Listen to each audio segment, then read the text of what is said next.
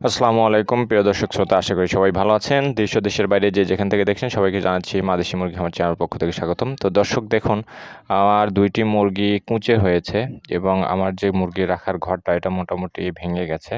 এখন অন্য ঘরে এদেরকে রাখতে হবে। তো আজকে হচ্ছে এদেরকে কুঁচে বসালাম, যদিও আপনারা জানেন এখন তাপমাত্রা অনেকটা বেশি।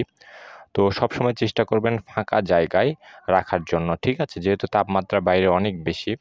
আর যদি বদ্ধ ঘরে রাখেন সেক্ষেত্রে দেখা যায় যে অতিরিক্ত তাপের কারণেও কিন্তু ডিমগুলো নষ্ট হয়ে যেতে পারে, ঠিক আছে?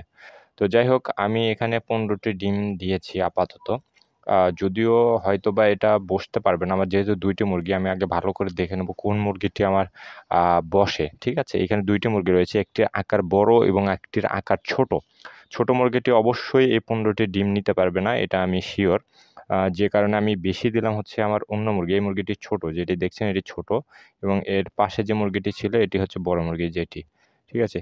এই যা, বাইরে চলে গেল। তো যাই হোক, হয়তোবা ভয় পেয়েছে। এখন আবার ফিরে আসলে তখন এদেরকে এইখানে বসাতে হবে। আপাতত এই অবস্থায় থাক। তো এই যে দেখুন বাইরে চলে আসছে, এসে খাওয়া-দাওয়া শুরু করে দিছে। এখন জানি না কতক্ষণ পর যাবে। মাত্র খাবার দিছি, বাইরে যেগুলো ছিল সবগুলো চলে আসছে। দেখেন সবগুলো একসাথে খাবার খাচ্ছে।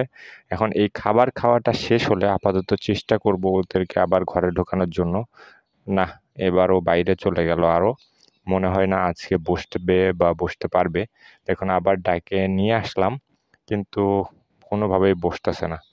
তো যাই হোক, আহ গতদিন বসে নাই। আমি রাত্রেবেলা আর দেখি নাই। পরের দিন সকালে আমি চেষ্টা করলাম এদেরকে দেখার জন্য। তো ওই যে যেটি বলছিলাম দেখেন, এই বড় মুরগিটি বসছে, ওই ছোট মুরগিটি কিন্তু বসে নাই। ২ টা কিন্তু এক ঘরের মধ্যেই আছে, ঠিক আছে?